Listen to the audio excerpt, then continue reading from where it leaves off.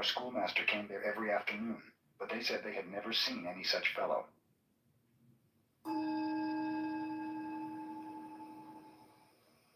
Joshu began the study of Zen when he was 60 years old, and continued until he was 80 when he realized Zen.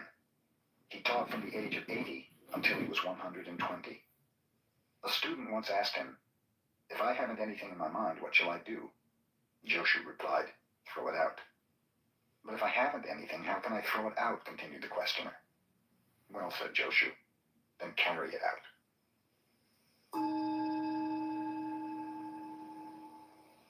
When Mamiya, who later became a well-known preacher, went to a teacher for personal guidance, he was asked to explain the sound of one hand. Mamiya concentrated upon what the sound of one hand might be.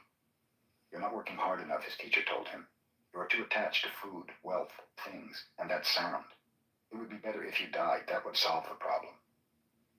The next time Mamiya appeared before his teacher, he was again asked what he had to show regarding the sound of one hand. Mamiya at once fell over as if he were dead. "You're dead, all right," observed the teacher. "But how about that sound?" "I haven't solved that yet," replied Mamiya, looking up. "Dead men do not speak," said the teacher. "Get out."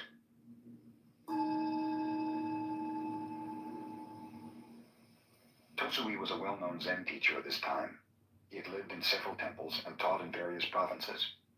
The last temple he visited accumulated so many adherents that Tosui told them he was going to quit the lecture business entirely. He advised them to disperse and to go wherever they desired. After that, no one could find any trace of him. 3 years later, one of his disciples discovered him living with some beggars under a bridge in Kyoto. He at once implored Tosui to teach him. "If you can do as I do for even a couple of days, I might," Tosui replied. So the former disciple dressed as a beggar and spent a day with Tosui. The following day, one of the beggars died. Tosui and his pupil carried the body off at midnight and buried it on a mountainside. After that, they returned to their shelter under the bridge. Tosui slept soundly the remainder of the night, but the disciple could not sleep. When morning came, Tosui said, "We do not have to beg food today. Our dead friend has left some over there." But the disciple was unable to eat a single bite of it. "I've said you could not do as I," concluded Tosui. "Get out of here and do not bother me again."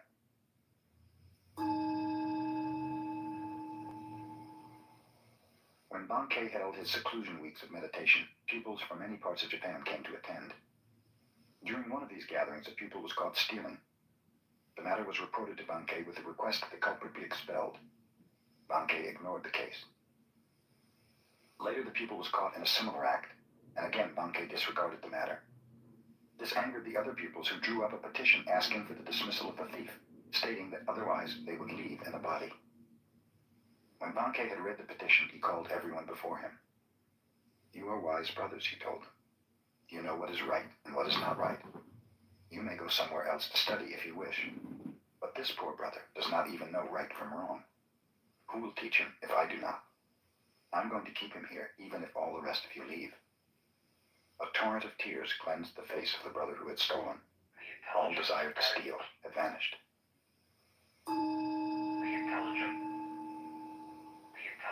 During the Kamakura period, Shinkan studied Tendai 6 years and then studied Zen 7 years. Then he went to China and contemplated Zen for 13 years more. When he returned to Japan, many desired to interview him and asked obscure questions. But when Shinkan received visitors, which was infrequently, he seldom answered their questions. One day, a 50-year-old student of enlightenment said to Shinkan, "I have studied the Tendai school of thought since I was a little boy, but one thing in it I cannot understand.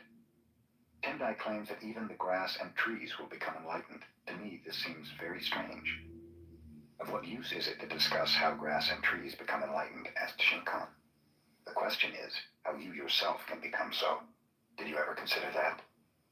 "I never thought of it in that way," marveled the old man. "Then go home and think it over," finished Shinkan.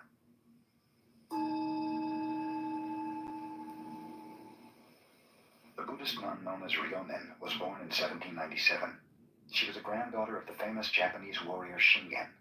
Her poetical genius and alluring beauty were such that at 17 she was serving the empress as one of the ladies of the court. Even at such a youthful age, fame awaited her. The beloved empress died suddenly, and Ryonen's hopeful dreams vanished. She became acutely aware of the impermanency of life in this world. It was then that she desired to study Zen. Her relatives disagreed, however, and practically forced her into marriage. With a promise that she might become a nun after she had borne 3 children, Rhiannon assented. Before she was 25, she had accomplished this condition. Then her husband and relatives could no longer dissuade her from her desire.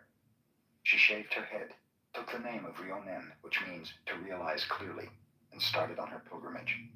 She came to the city of Edo and asked Tetsugyu to accept her as a disciple. At one glance, the master rejected her because she was too beautiful. Rhiannon then went on to another master, Hakuo. Hakuo refused her for the same reason, saying that her beauty would only make trouble. Rhiannon obtained a hot iron and placed it against her face. In a few moments, her beauty had vanished forever. Hakuo then accepted her as a disciple. Commemorating this occasion, Rhiannon wrote a poem on the back of a little mirror. In the service of my empress, I burned incense to perfume my exquisite clothes. Now, as a homeless mendicant, I burn my face to enter a Zen temple. When Rhiannon was about to pass from this world, she wrote another poem. 66 times these eyes beheld the changing scene of autumn. I've said enough about moonlight. Ask no more. Only listen to the voice of pines and cedars when no wind stirs.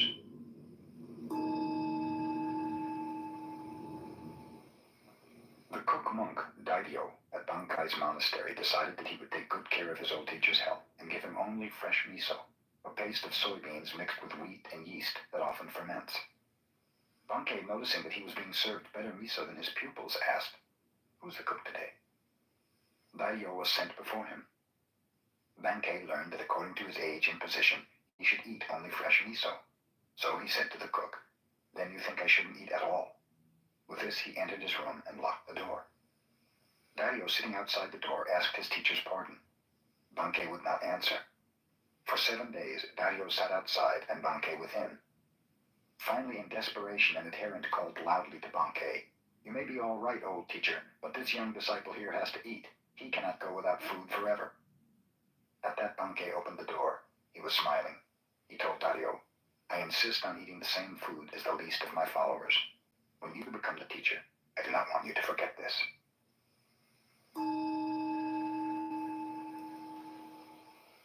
A student of Tendai, a philosophical school of Buddhism, came to the Zen abode of Gasan as a pupil. When he was departing a few years later, Gasan warned him, "Studying the truth speculatively is useful as a way of collecting preaching material. But remember that unless you meditate constantly, your light of truth may go out."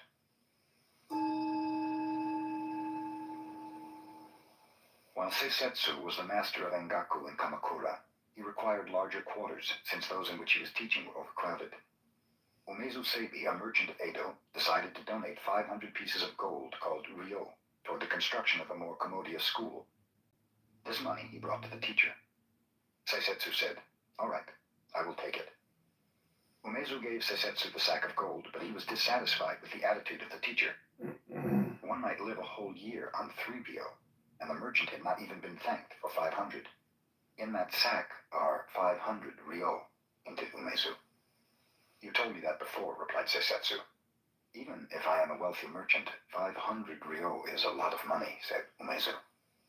"Do you want me to thank you for it?" asked Seisetsu. "You ought to," replied Umezu. "Why should I?" inquired Seisetsu. "The giver should be thankful."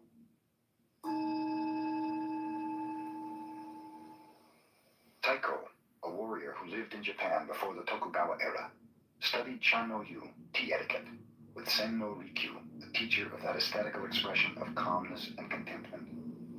Taiko's attendant warrior, Keito, interpreted his superior's enthusiasm for tea etiquette as negligence of state affairs, so he decided to kill Sen-no-rikyu. He pretended to make a social call upon the tea master, and was invited to drink tea. The master, who was well skilled in his art, saw at a glance the warrior's intention, so he invited Keito to leave his sword outside before entering the room for the ceremony, explaining that Chan-no-yu represents peacefulness itself. Keito would not listen to this. "I am a warrior," he said. "I always have my sword with me. Chan-no-yu or no Chan-no-yu, I have my sword." "Very well. Bring your sword in and have some tea," consented Sen-no-rikyu. The kettle was boiling on the charcoal fire. Suddenly, Sen-no-rikyu tipped it over. Hissing steam arose, filling the room with smoke and ashes. The startled warrior ran outside. The tea master apologized. It was my mistake. Come back in and have some tea. I have your sword here covered with ashes, and we'll clean it and give it to you. In this predicament, the warrior realized he could not very well kill the tea master, so he gave up the idea.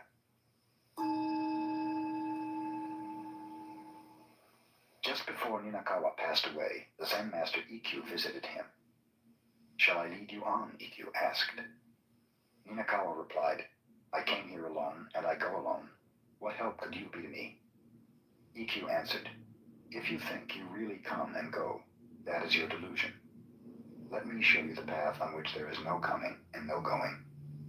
With his words, Ikkyu had revealed the path so clearly that Ninakawa smiled and passed away.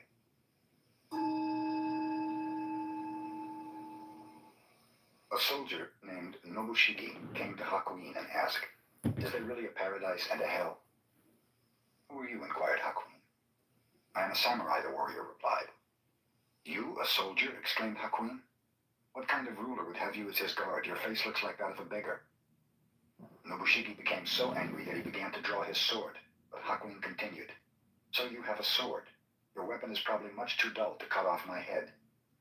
As Nobushiki drew his sword, Hakuin remarked, here open the gates of hell. At these words, the samurai, perceiving the master's discipline, sheathed his sword and bowed. Here open the gates of paradise, said Hakuin. A merchant bearing 50 rolls of cotton goods on his shoulders stopped to rest from the heat of the day beneath a shelter where a large stone Buddha was standing. There he fell asleep, and when he awoke, his goods had disappeared. He immediately reported the matter to the police. A judge named Ooka opened court to investigate. That stone Buddha must have stolen the goods, concluded the judge. He is supposed to care for the welfare of the people, but he has failed to perform his holy duty. Arrest him. The police arrested the stone Buddha and carried it into court. A noisy crowd followed the statue, curious to learn what kind of sentence the judge was about to impose. When Ooka appeared on the bench, he rebuked the boisterous audience. What right have you people to appear before the court laughing and joking in this manner? You are in contempt of court and subject to a fine and imprisonment. The people hastened to apologize. I shall have to impose a fine on you, said the judge, but I will remit it, provided each one of you brings one roll of cotton goods to the courts within 3 days. Anyone failing to do this will be arrested. One of the rolls of cloth which the people brought was quickly recognized by the merchant as his own, and thus the thief was easily discovered. The merchant recovered his goods, and the cotton rolls were returned to the people.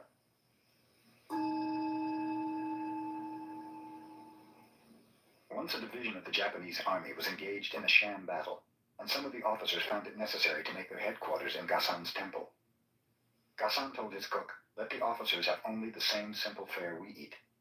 This made the army men angry, as they were used to very deferential treatment. One came to Gasan and said, who do you think we are? We are soldiers, sacrificing our lives for our country. Why don't you treat us accordingly? Gasan answered sternly, who do you think we are? We are soldiers of humanity, aiming to save all sentient beings.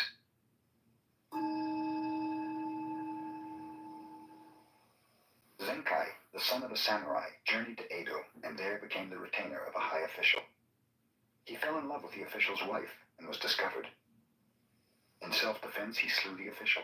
Then he ran away with the wife. Both of them later became thieves, but the woman was so greedy that Zenkai grew disgusted. Finally, leaving her, he journeyed far away to the province of Buzen, where he became a wandering mendicant. To atone for his past, Zenkai resolved to accomplish some good deed in his lifetime. Knowing of a dangerous road over a cliff that had caused the death and injury of many persons, he resolved to cut a tunnel through the mountain there. Begging food in the daytime, Zenkai worked at night digging his tunnel. When 30 years had gone by, the tunnel was 2,280 feet long, 20 feet high, and 30 feet wide. 2 years before the work was completed, the son of the official he had slain, who was a skillful swordsman, found Zenkai out and came to kill him in revenge. I will give you my life willingly, said Zenkai. Only let me finish this work. On the day it is completed, then you may kill me. So the son awaited the day. Several months passed, and Zenkai kept on digging. The son grew tired of doing nothing and began to help with the digging. After he had helped for more than a year, he came to admire Zenkai's strong will and character. At last the tunnel was completed, and the people could use it to travel in safety. Now cut off my head, said Zenkai. My work is done. How can I cut off my own teacher's head? Asked the younger man, with tears in his eyes.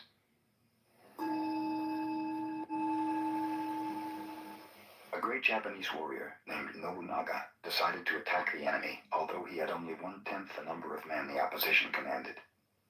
He knew that he would win, but his soldiers were in doubt. On the way, he stopped at a Shinto shrine and told his men, "After I visit the shrine, I will toss a coin.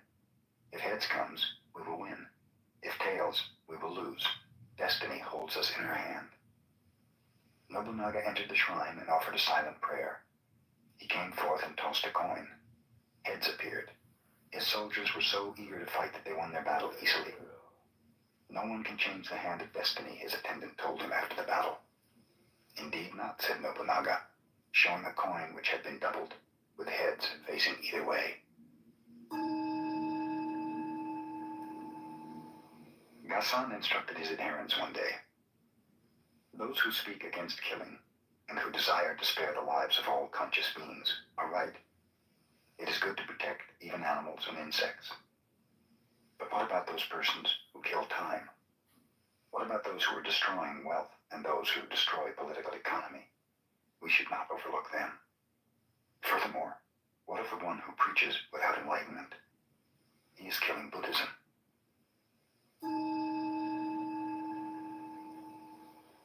A young wife fell sick and was about to die. "I love you so much," she told her husband. "I do not want to leave you. Do not go from me to any other woman. If you do, I will return as a ghost and cause you endless trouble." Soon the wife passed away. The husband respected her last wish for the first 3 months, but then he met another woman and fell in love with her. They became engaged to be married. Immediately after the engagement, a ghost appeared every night to the man, blaming him for not keeping his promise. The ghost was clever, too. She told him exactly what had transpired between himself and his new sweetheart. Whenever he gave his fiancée a present, the ghost would describe it in detail. She would even repeat conversations, and it so annoyed the man that he could not sleep. Someone advised him to take his problem to a Zen master who lived close to the village. At length, in despair, the poor man went to him venerable. "Your former wife became a ghost, and knows everything you do," commented the master. I didn't necessarily understand the reply that you were giving she knows. Sasha. She must be a very wise Motivating the ghost. concept of You natural should admire kinds such a ghost. is a little bit different than motivating the idea of like a metaphysical grounding relation. Tell her that So she we knows can't so motivate much she can both. hide nothing from her, I mean, and that if she will like, answer basically, your like- question, you promise to break your engagement and remain single. "What is the question I must ask her?" inquired the man. The master replied, "Take a large handful of soybeans and ask her exactly how many beans you hold in your hand. If she cannot tell you, you will know she is only a figment of your imagination and will trouble you no longer." The next night, when the ghost appeared, the man flattered her and told her that she knew everything. "Indeed," replied the ghost, "and I know you went to see that Zen master today." "And since you know so much," demanded the man, "tell me how many beans I hold in this hand." There was no longer any ghost to answer the question.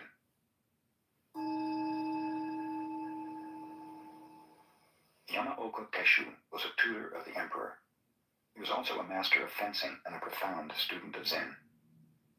His home was the abode of vagabonds. He had but one suit of clothes, for they kept him always poor. The emperor, observing how worn his garments were, gave Yamaoka some money to buy new ones. The next time Yamaoka appeared, he wore the same old outfit. "What became of the new clothes, Yamaoka?" asked the emperor. "I provided clothes for the children of your majesty," explained Yamaoka.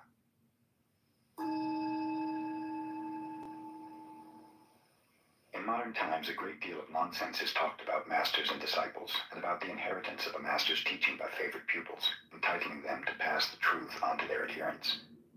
Of course, Zen should be imparted in this way from heart to heart, and in the past it was really accomplished. Silence and humility reigned rather than profession and assertion. The one who received such a teaching kept the matter hidden even after 20 years.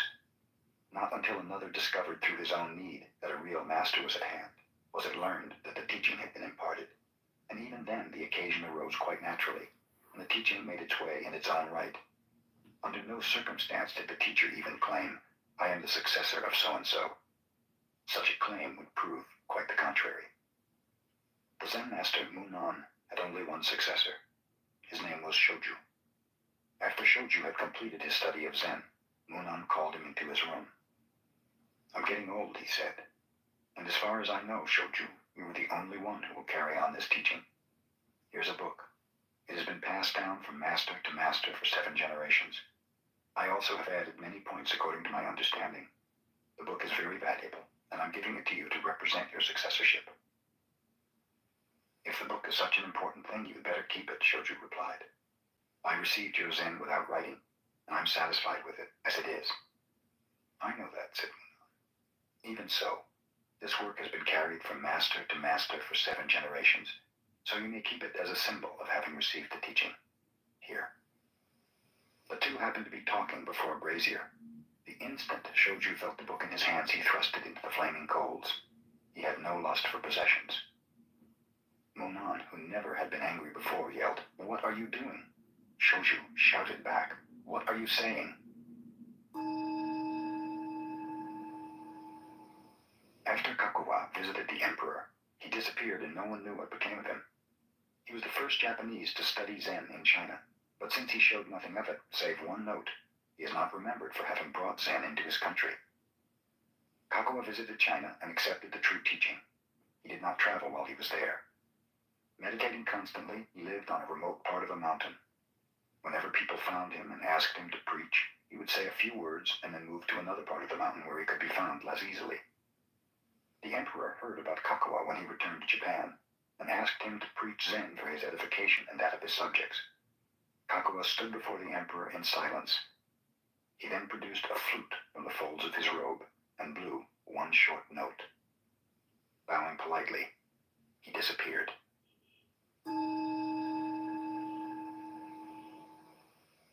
Circumstances arose one day which delayed preparation of the dinner of Osoto Zen master Fugai and his followers. In haste, the cook went to the garden with his curved knife and cut off the tops of green vegetables, chopped them together, and made soup, unaware that in his haste he had included part of a snake in the vegetables. The followers of Fugai thought they never had tasted such a good soup. But when the master himself found the snake's head in his bowl, he summoned the cook. "What is this?" he demanded, holding up the head of the snake. "Oh, thank you, master," replied the cook, taking the morsel and eating it quickly.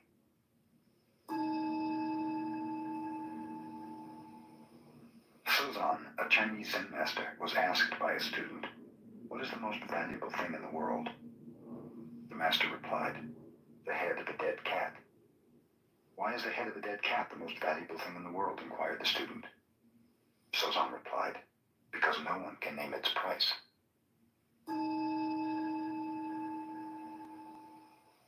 The pupils of the Tendai school used to study meditation before Zen entered Japan. 4 of them, who were intimate friends, promised one another to observe 7 days of silence. On the first day all were silent. Their meditation had begun auspiciously. But when night came and the oil lamps were growing dim, one of the pupils could not help exclaiming to a servant, "Fix those lamps." The second pupil was surprised to hear the first one talk. "We're not supposed to say a word," he remarked. "You two are stupid. Why did you talk?" asked the third. "I'm the only one who has not talked," concluded the fourth pupil.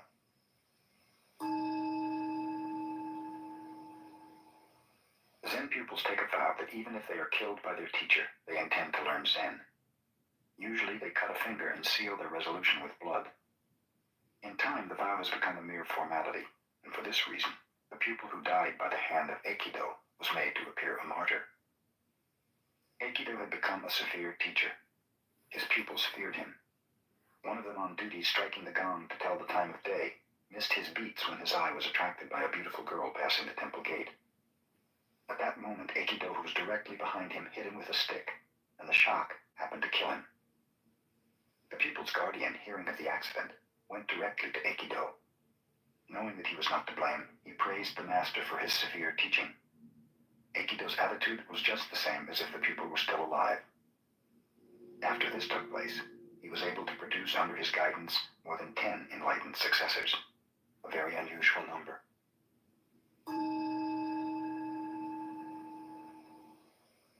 Ryokan devoted his life to the study of Zen. One day he heard that his nephew, despite the admonitions of relatives, was spending his money on a courtesan. Inasmuch as the nephew had taken Ryokan's place in managing the family estate and the property was in danger of being dissipated, the relatives asked Ryokan to do something about it. Ryokan had to travel a long way to visit his nephew, whom he had not seen for many years. The nephew seemed pleased to meet his uncle again and invited him to remain overnight. All night, Ryokan sat in meditation. As he was departing in the morning, he said to the young man, "I must be getting old. My hand shakes, so will you help me tie the string of my straw sandal?" The nephew helped him willingly. "Thank you," finished Ryokan. "You see, a man becomes older and feebler day by day. Take good care of yourself." Then Ryokan left, never mentioning a word about the courtesan or the complaints of the relatives. But from that morning on, the dissipations of the nephew ended. It's not that. I mean, A Zen student came to Bankei and complained, "Master, I have an ungovernable temper. How can I cure it?" "You have something very strange," replied Bankei. "Let me see what you have." "Just now I cannot show it to you," replied the other. "When can you show it to me?" asked Bankei. "It arises unexpectedly," replied the student. Then concluded Bankei, "It must not be your own true nature. If it were, you could show it to me at any time. When you were born, you did not have it, and your parents did not give it to you. Think that over."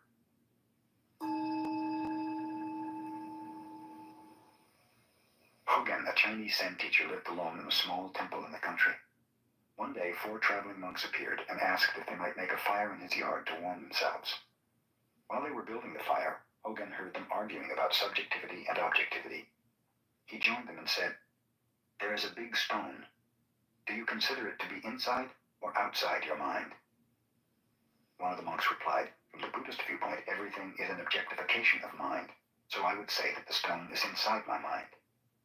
"Your head must feel very heavy," observed Hogen, "if you were carrying around a stone like that in your mind."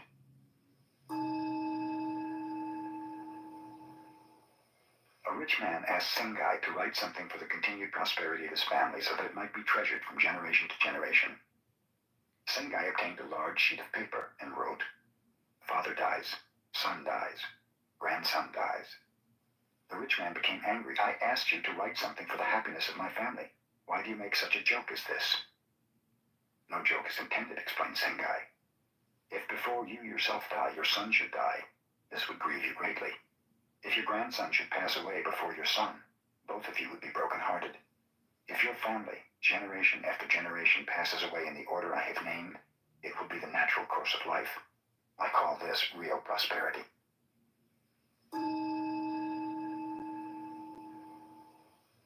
A woman of Nagasaki named Kame was one of the few makers of incense burners in Japan.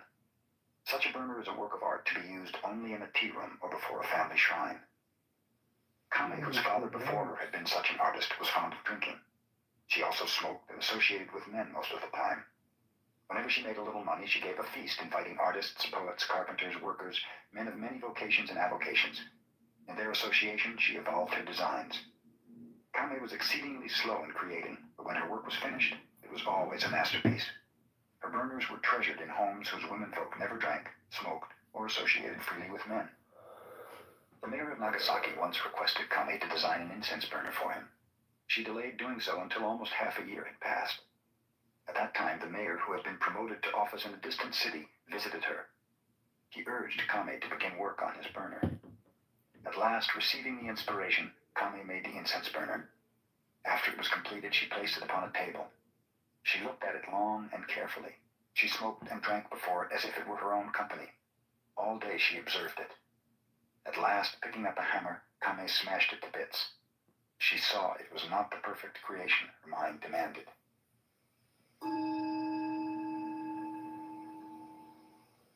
When Bankei was preaching at Ryomon Temple, a Shinshu priest, who believed in salvation through the repetition of the name of the Buddha of Love, was jealous of his large audience and wanted to debate with him.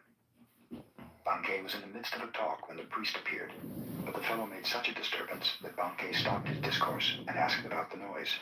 "The founder of our sect," boasted the priest, "had such miraculous powers that he held a brush in his hand on one bank of the river. His attendant held up a paper on the other bank, and the teacher wrote the holy name of Amida through the air. Can you do such a wonderful thing? Bankei replied lightly. Perhaps your fox can perform that trick, but that is not the manner of Zen. My miracle is that when I feel hungry, I eat, and when I feel thirsty, I drink.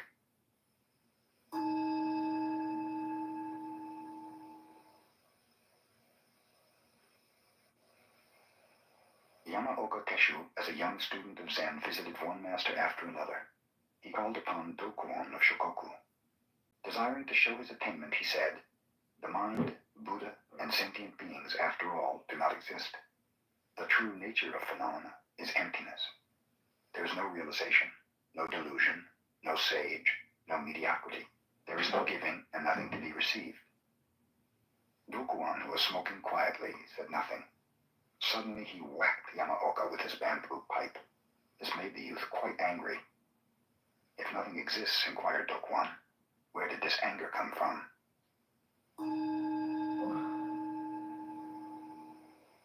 Hyakujo, the Chinese Zen master, used to labor with his pupils even at the age of 80, trimming the gardens, cleaning the grounds, and pruning the trees. The pupils felt sorry to see the old teacher working so hard, but they knew he would not listen to their advice to stop, so they hid away his tools. That day the master did not eat. The next day he did not eat, nor the next. He may be angry because we had hidden his tools, the pupils surmised. We had better put them back. The day they did, the teacher worked and ate the same as before. In the evening, he instructed them. No work, no food.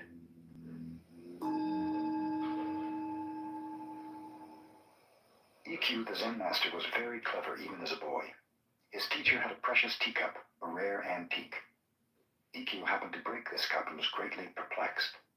Hearing the footsteps of his teacher, he held the pieces of the cup behind him. When the master appeared, Ikkyu asked, "Why do people have to die?" "This is natural," explained the older man. "Everything has to die and has just so long to live." Ikkyu, producing the shattered cup, added, "It was time for your cup to die."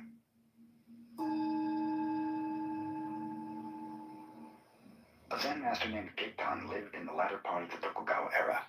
He used to say, "There are three kinds of disciples. Those who impart Zen to others, those who maintain the temples and shrines, and then there are the rice bags and the clothes hangers." Gasan expressed the same idea. When he was studying under Tekisui, his teacher was very severe. Sometimes he even beat him. Other pupils would not stand this kind of teaching and quit. Gasan remained, saying, "A poor disciple utilizes a teacher's influence. A fair disciple admires a teacher's kindness. A good disciple grows strong under a teacher's discipline."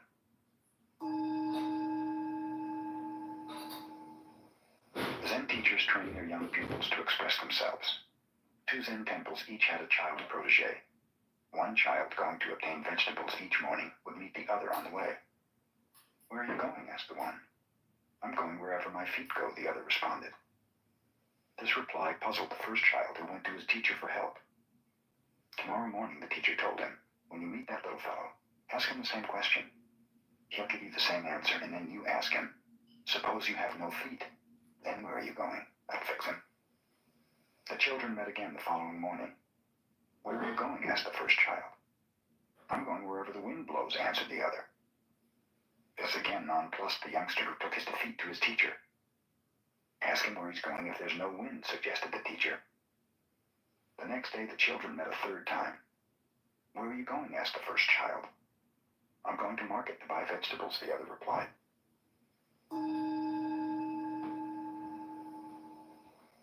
Tangan had studied with Sengai since childhood. When he was 20, he wanted to leave his teacher and visit others for comparative study, but Sengai would not permit this. Every time Tangan suggested it, Sengai would give him a rap on the head. Finally, Tangan asked an elder brother to coax permission from Sengai. This the brother did, and then reported to Tangan, "It is arranged. I have fixed it for you to start on your pilgrimage at once." Tangan went to Sengai to thank him for his permission. The master answered by giving him another rap. When Tangan related this to his elder brother, the other said, "What is the matter? Sengai has no business giving permission and then changing his mind. I'll tell him so."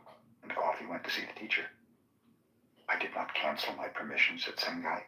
"I just wish to give him one last smack over the head. For when he returns, he'll be enlightened, and I will not be able to reprimand him again."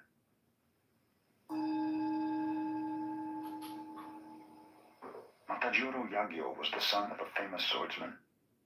His father, believing that his son's work was too mediocre to anticipate mastership, disowned him.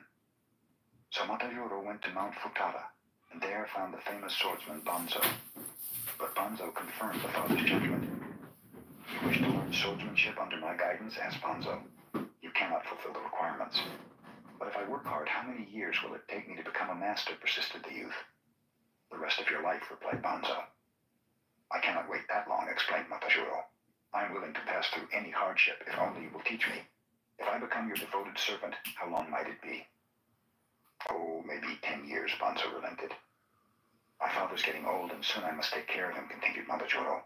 "If I work far more intensely, how long would it take me?" "Oh, maybe 30 years, said Banzo. "Why is that?" asked Matajuro. "First you say 10, and now 30 years. I will undergo any hardship to master this art in the shortest time." "Well," said Banzo, "in that case, you'll have to remain with me for 70 years. A man in such a hurry as you are to get results seldom learns quickly." "Very well," declared the youth, understanding at last that he was being rebuked for impatience. "I agree." Matajuro was told never to speak of fencing and never to touch a sword. He cooked for his master, washed the dishes, made his bed, cleaned the yard, cared for the garden, all without a word of swordsmanship. 3 years passed. Still Matajuro labored on. Thinking of his future, he was sad.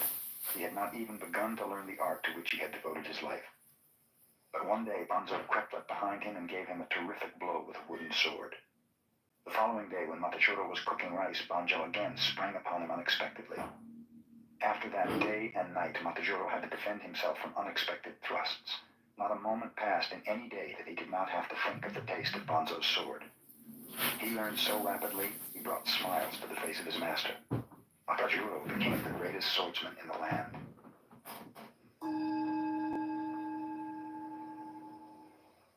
Encho was a famous storyteller. His tales of love stirred the hearts of his listeners. When he narrated a story of war, it was as if the listeners themselves were on the field of battle.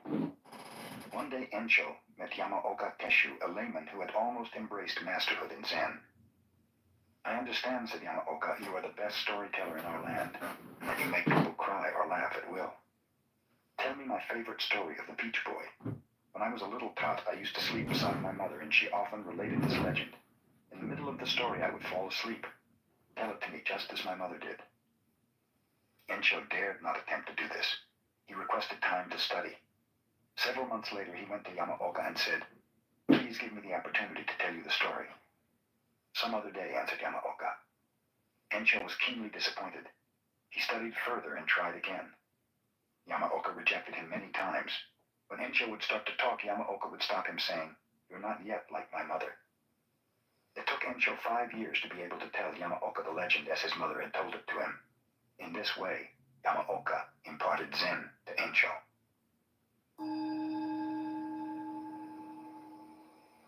Many pupils were studying meditation under the Zen master Sengai. One of them used to arise at night, climb over the temple wall, and go to town on a pleasure jaunt. Sengai, inspecting the dormitory quarters, found this pupil missing one night and also discovered the high stool he had used to scale the wall. Sengai removed the stool and stood there in its place. When the wanderer returned, not knowing that Sengai was the stool, he put his feet on the master's head and jumped down into the grounds. Discovering what he had done, he was aghast. Sengai said, "It is very chilly in the early morning. Do be careful not to catch cold yourself." The pupil never went out at night again.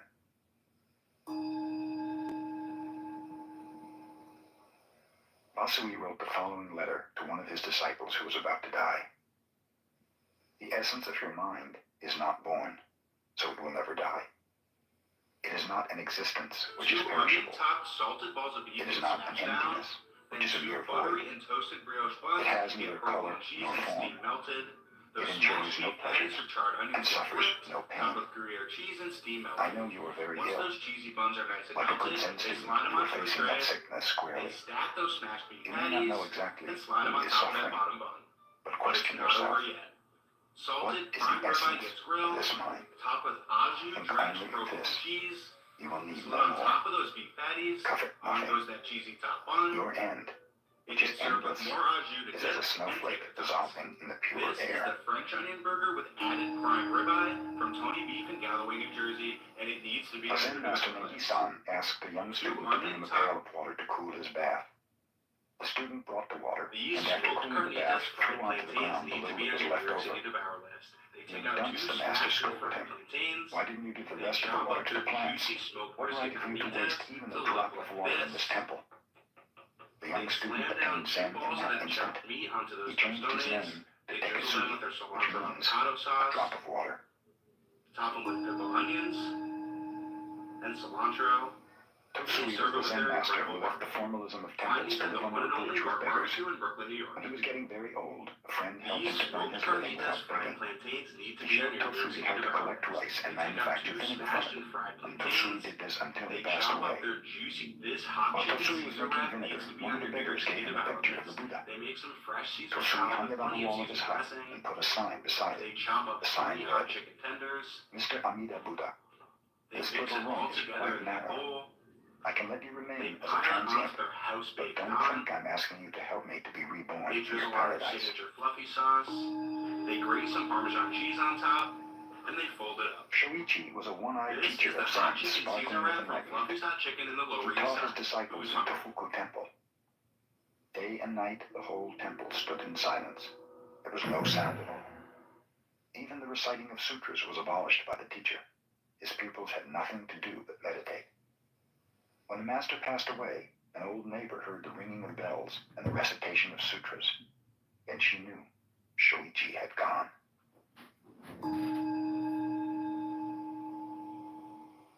Buddha said, I consider the positions of kings and rulers as that of dust motes. I observe treasures of gold and gems as so many bricks and pebbles. I look upon the finest silken robes as tattered rags. I see myriad worlds of the universe as small seeds of fruit, and the greatest lake in India as a drop of oil on my foot. I perceive the teachings of the world to be the illusion of magicians. Moss tunnel network passed under the hospital. Wait, what? Where am I going to? The second line? You didn't catch the so-called? So-called? Where? Read it again.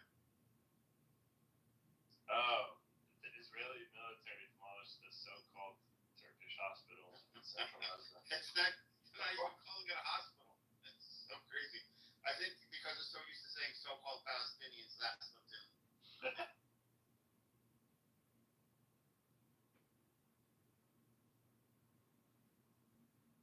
Clubs or what have you, using the most lethal weapons known to mankind on civilians, terror raids, etc., all of those crimes.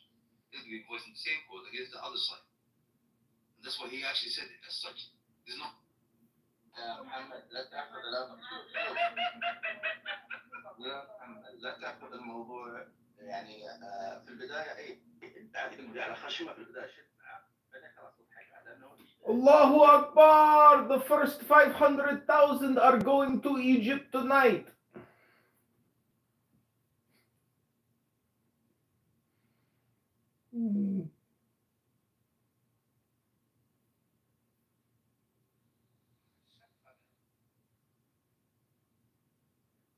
What was the question, man? Oh no, we was just hearing your ad-libbing, you know, when your boy kind of fucked. Ben Atenadan yalan o. دلم برات خیلی تنگ شده.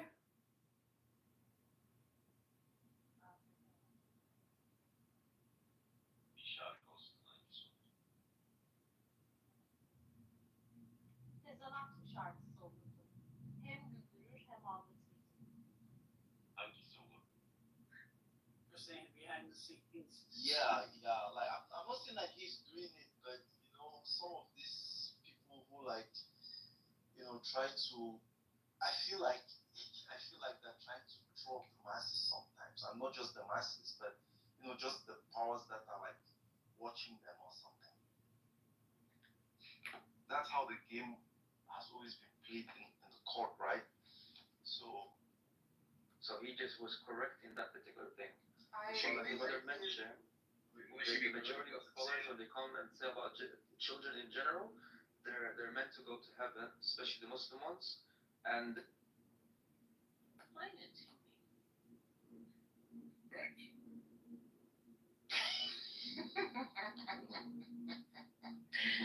He just is crazy. Oh, Dark, you watch Severance? He probably does. I need to start season 2. I haven't started season 2 yet, but I do need to start it.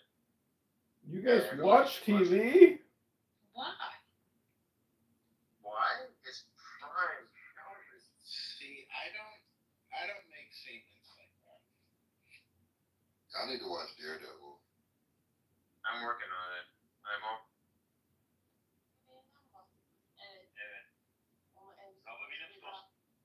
I ain't gonna lie, Jared. That shit did sound like you have some like secret potion you about to like drop on us, boy. Like I ain't gonna lie, it did seem like that, boy. I was ready for it. I was gonna say. Okay, allegedly.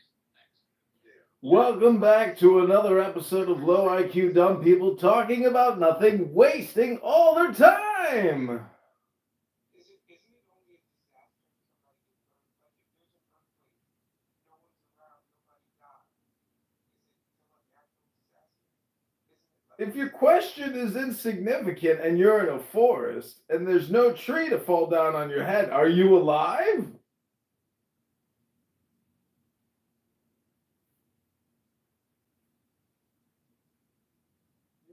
Cocaine is a powerful drug.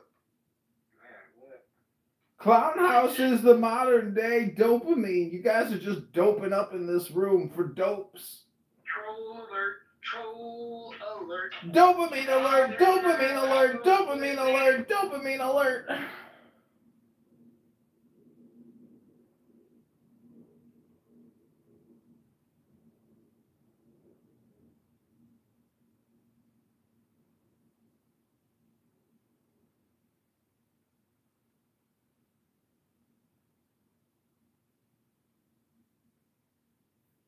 Was that a real thing that he was saying, or was he trolling? You're talking about Trump saying I thought that that joining the Commonwealth might be a good idea? I'm gonna invite him right now. I want to see what he says about that. Well, be prepared because he's saucy about it. He's really snippy and nasty. He's really unpleasant and unhinged right now. I'm gonna invite Holly too. You get Florida in here too. Florida's extremely grumpy too. What I've read so far is that Blair Starmer, whatever, the UK Prime Minister went to visit Trump in the Oval Office, and he extended him an invitation to meet King Charles with the possibility that King Charles will offer him a position as an associate in the Commonwealth. And some people are making the argument that Trump saying, sounds like a good idea, is tantamount to betrayal and traitor, and he should be impeached and removed immediately. Interesting. So essentially, they don't like the idea of us basically going back into a kind of a kingdom of sorts. But it's not even. It's not.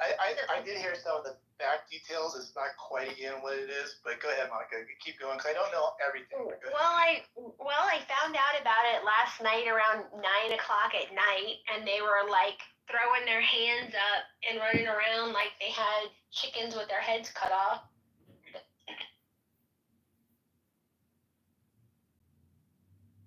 Hold on just a second. So I did ping in James, so hopefully he'll show up here because I am curious to see exactly what he's talking about because he was going nuts in chat. He was like flipping out on Trump, and if that was real, that'd be kind of funny. I was curious what James has to say about that.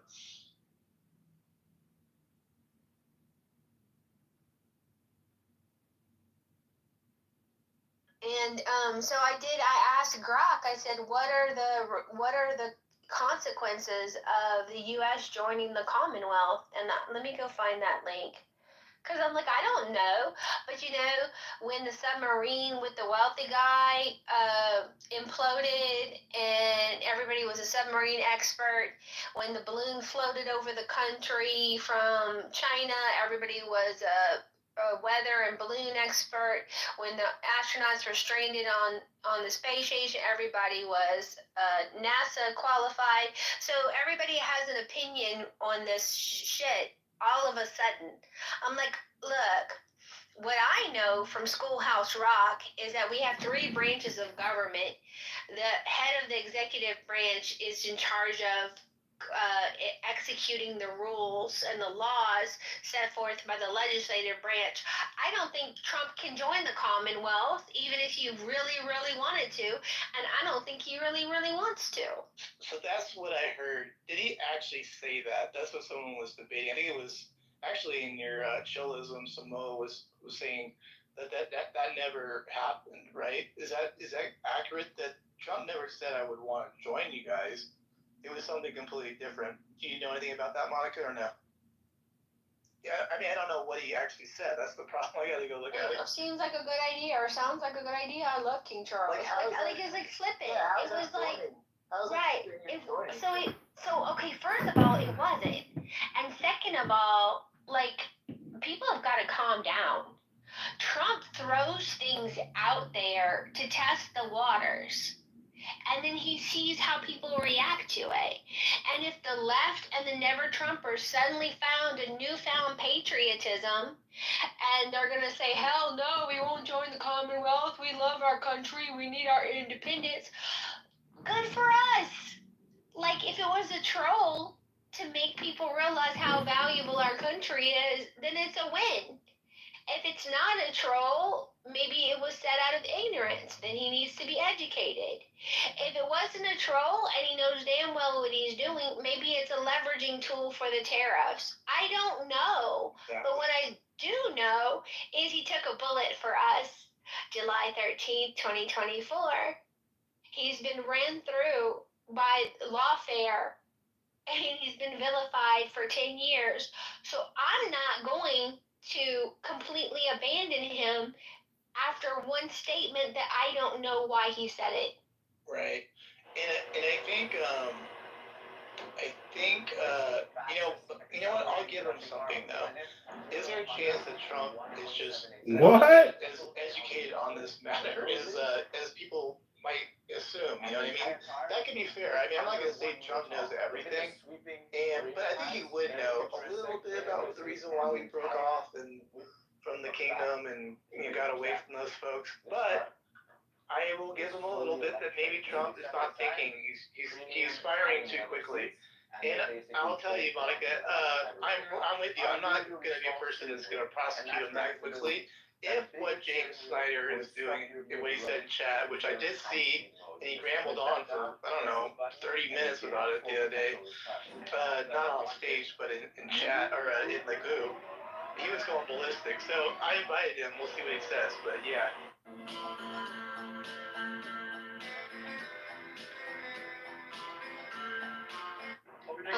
Open mic, gentlemen. I am looking for the Grok synopsis of what's involved in joining. But like the Paris Climate Accords, Matt, it's a group of paper from leaders saying what they're gonna do. And then China was like, we're gonna still pollute. We're just gonna pollute a little bit less. And everybody's like, yay! And it's like, what is that? What is involved with the Commonwealth? But some of these people on this app are making me pissed enough to say, let's join the damn Commonwealth. I'm sick of you guys preaching over us. You think your opinion has any value with me after the things that you've done to me? Like, are you serious? So I had this discussion, and I was going to bring it up in this room offline the other day. I know it's very rare that you have offline discussions. And I came to the conclusion that I think some people are making Trump more erratic by saying really dumb things, right? For the last 8 years, we just heard, well, I don't know, 12 years actually, but when we include Biden, not matter, but when people really say really dumb things about what Trump's doing, it probably makes Trump even more erratic. It makes him kind of go maybe a little off the handle. So why would you push someone to do erratic things for stupid stuff? I mean, what? I don't know. Maybe I'm missing something there. But to me, it seems like the narrative. Hold on, Ben. I think the narrative is pushing Trump to make them for the worst fears of the left. The things that they fear is what is pushing Trump. They're making them Trump like to push that. You know what I mean? Like. It's just to me, it just seems like if you don't want Trump to do erratic things, then don't do silly things around him or say silly things, you know, and make up stuff. But go ahead, Ben. I know you're gonna say the opposite, but go ahead. Of course, is he a 4-year-old or a toddler? Oh, you're making him do things. He's a freaking 78-year-old man baby. I mean, he's erratic. Nobody's making him be erratic. I mean. Matt, let me ask you a question. I know you're rating his presidency. Let's take one aspect of his presidency, this whole freaking tariff shit that he's doing. What do you rate it? Is it going well or going bad? Wait, you're talking about this presidency so far? No, the tariffs that he's doing. That was brought up earlier. I have no problems with the tariffs. So you're saying what the rating is? Okay. I'll give you a B plus. I won't give it an A because I don't really know what happened. Down. But go ahead. What's your problems with it? Go for it. No. I think that tariffs can be a good thing if it's thought out well. I feel like Trump's ego plays a whole part in how he acts and reacts to stuff. This whole tariff, I think, is an ego thing for him. He knows he has the biggest trumpet. He has the most powerful office in the world. He just wants to throw his mind around. He probably would dream about putting tariffs on, let's say, Kazakhstan tomorrow. And he'll wake up and be like, I'm throwing a 25% tariff to Kazakhstan. He doesn't think through any of these things. I feel like, do you notice how the Chinese, they keep quiet about their whole acts or what they want to do? I feel like they're sitting on a drawing table, on a chess table, playing 4D chess, while Trump is playing checkers with his tariff. He could wake up to and be like, I'm throwing 300% tariff in Canada. And the next day he'll say, I'm pulling it back. And I don't know, in his first term, all he used to talk about was the stock market. Even before he got into office, all we would hear is, oh, the stock market is going up because they think Trump is going to win. Oh, the stock market is going up because Trump won. Oh, the stock market is going up because Trump is going to be sworn in on January 20th. And he got sworn in. He started hitting this whole tariff, erratic tariff nonsense. And he's lost, the last I heard was $4 to $5 trillion in market value. Have you heard him tout the stock market since it started? Because it's going to shit. His tariff is killing the market. Consumer confidence is at its lowest, and a lot of it is attributed to this whole erratic tariff economy shit that Trump is doing. Okay, so I'm sure. Let me just laugh. I'm sure that. Hey, well, you made 3 points that you haven't substantiated yet. Yeah. Okay. I've made points of tariffs only. What do I need to substantiate? I didn't hear. What do you say? You said I made 3 points that I need to substantiate. My only points have been on tariffs. What do I need to substantiate? Consumer confidence is what? What's going on with consumer confidence? At its lowest. People think there's a recession that's going to come through. Consumer confidence is at its lowest since when? It's its lowest of all time? It's its lowest in 5 years? What are you doing? I will pull up the data. Monica, chill. I'll pull up the data. Is that the only one you want me to pull up? Or is there something else you want me to how much is lost in the market since he started his Okay, Ben, we're going to break this down, okay? We're not just going to, do that game. So, do markets go up and down? I'm just going to do yes or no questions today. Yes, it does. Is the market going up right now? No. Okay, last I checked, it's rebounded from what happened, okay? So what was the market? Oh, baby, let's do a dialogue. What was the market when Trump joined? What was it? I have no idea because I know markets go up and down. That's my point. But it's gone down significantly now. Right? Okay, that's fine. I mean, it went down under Biden too. And why did it go down? Why? What was the biggest contributor to it going down? Well, you don't know either. It wasn't anything natural that happened. It wasn't anything sudden that happened. It wasn't the tariffs. No, it was. You cannot. Dude, No way. go back and look at the graph. There's no way you can say it's the tariffs. Matt. And by the way, I implore you, go and look at the graph. The day he announced the tariff, 2 days after that, the market dropped 2,000 points. The Dow dropped 2,000 points. There's everything because of the. There was other things in there. It wasn't just the tariff. That was only one part of it. Yeah, the market was doing good until he announced it. The morning he announced it, it dropped 1,000 points. The next day, it dropped 1,000 points because everybody was panicked. Nobody knew what direction he was going to go. So what else could have added to that? It doesn't really, at the end of the day, it doesn't really matter because markets go up and down, and it's well known that we're told that there's going to be short-term pain, long-term gain. That's already been stated. That's not what he said. That's not what Trump said. Elon might have said. Elon said that. That's fine. Whatever. Elon is not the president. I don't really care. I don't care. Yeah, you go ahead. I don't care. Anyways, also, by the way, I'm just going to also mention with the tariffs. Do you think allies in other countries, I guess like Canada, should be allowed to tariff us and not us the other way around then? I mean, like, what's who started the tariff? Dude, look. No, there was tariffs before Trump. If you go into a fight and someone punches you in the face, are you just going to sit there and let him punch you again? Wait a minute. You do a tariff. Wait a minute. What's been happening is Trump has been throwing any punches. This is even before Trump was even around. There was tariffs on us. Trump woke up one morning and said, I'm going to throw a tariff 25%. Is it? Yeah, 25% on Canada, 25% on Mexico, and 10% on China. It wasn't thought out. Dude, if Canada had been throwing tariffs on us, he could come out and preface it. Oh, okay, this good here, Canada has a tariff on this good here, Canada. Because of that, we're going to throw a reciprocal tariff on that. Not just coming out and throwing a blanket tariff on Canada, then 2 days later, pull it back. 3 days later, say he had a discussion with Mexico. It's still there. He's been pulling it back and forth, and that is what has been rattling the market. Yeah, so check this out. If you're a country that's been punched in the stomach multiple times for years, what do you expect the country to do but punch back eventually? That's why the market's on the shitter. That's why the market's on the shitter today.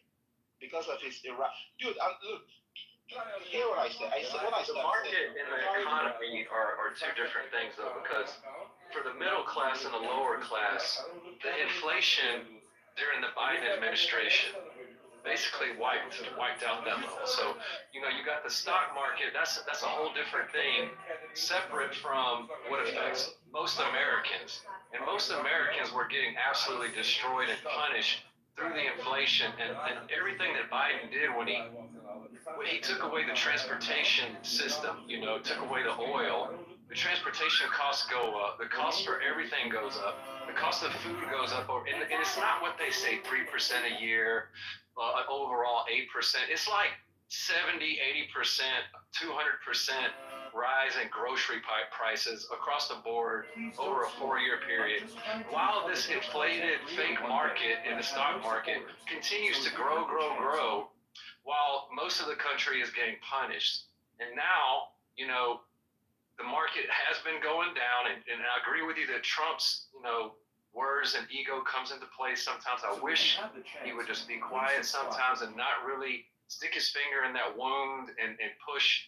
I don't like how he does that sometimes, but overall, the message that he's saying is true.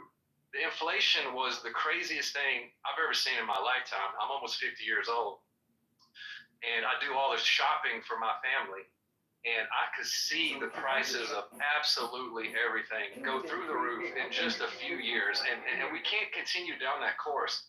I don't know if everything he's doing is the right way, but we have to try something different.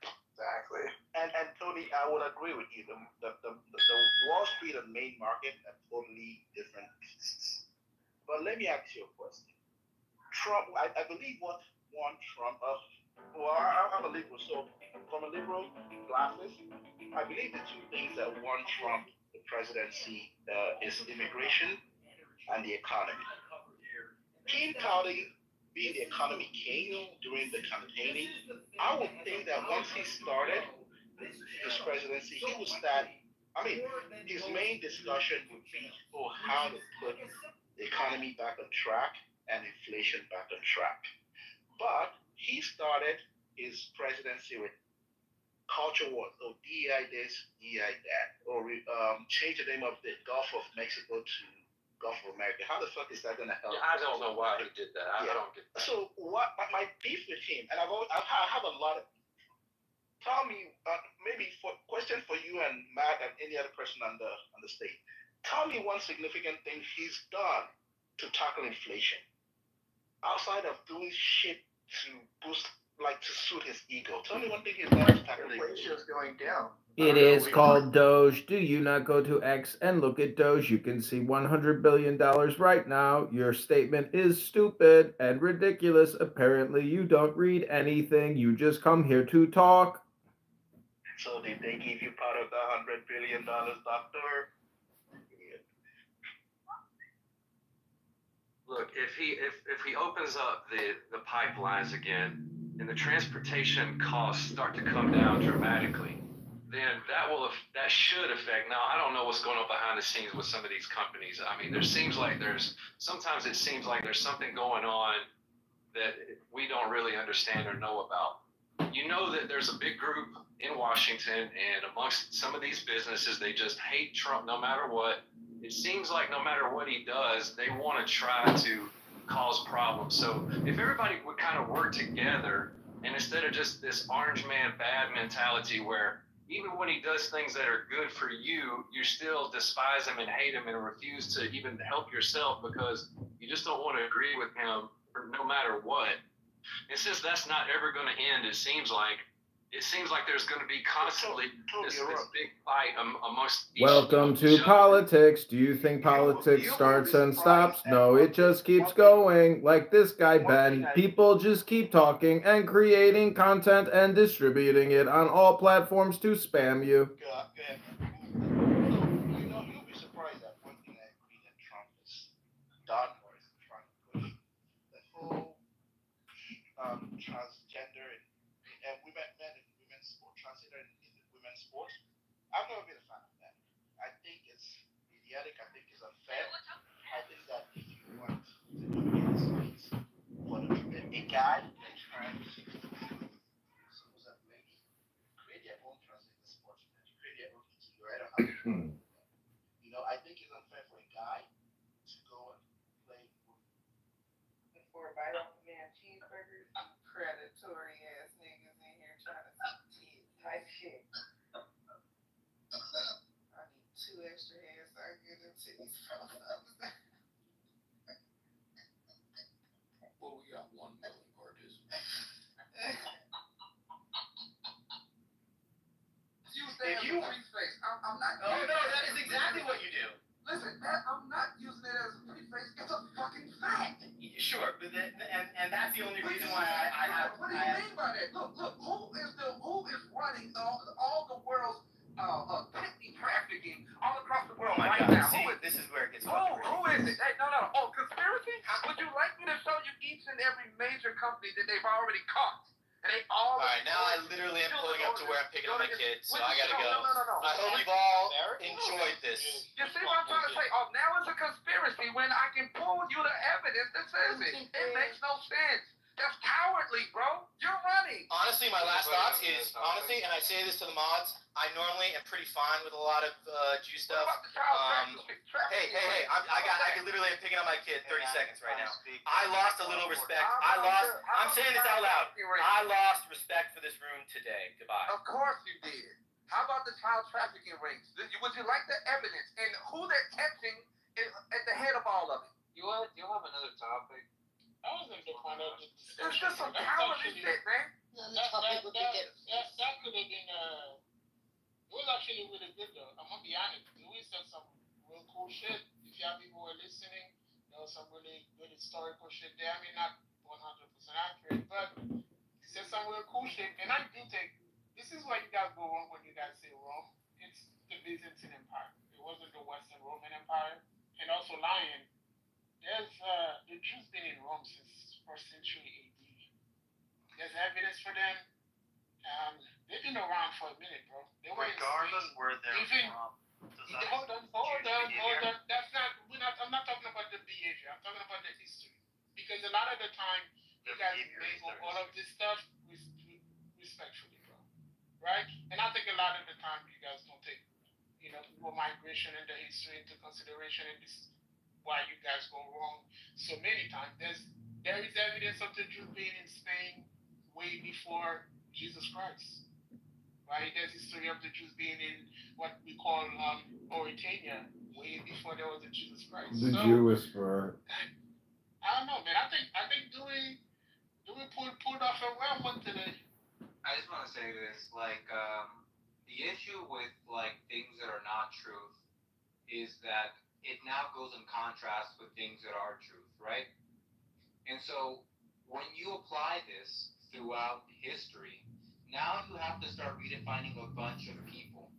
And I think that it's curious the amount of people that have to be redefined in this Marvel Cinematic Universe to make Lion the protagonist, right? And I know it's just insane, right?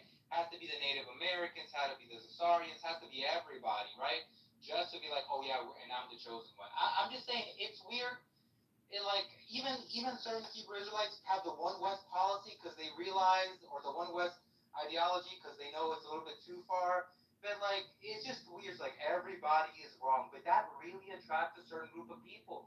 Certain groups of people really like betting that their contrary perspective gives them value. I'm just saying.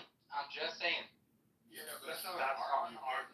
That's just I don't agree. Therefore, it's it is an argument. It is an argument. How many of the contrarians jumped off Mike to disagree with you? Wait.